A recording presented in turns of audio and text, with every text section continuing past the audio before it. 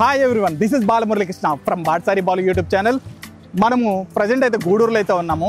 ఆంధ్రప్రదేశ్ తిరుపతి జిల్లాలోని గూడూరు పట్టణంలో జరిగే ఆంజనేయ స్వామి జెండా పండుగ ఇది.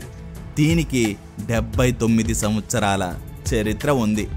మహాలయ అమావాస్య రోజు నిర్వహించే ఈ జెండా పండుగ కర్ణాటక రాష్ట్రంలోని మైసూర్ తర్వాత మన 2 తెలుగు రాష్ట్రాలలో కేవలం గూడూరులో మాత్రమే జరుగుతుంది అంటే ఇది విశేషమే కదా.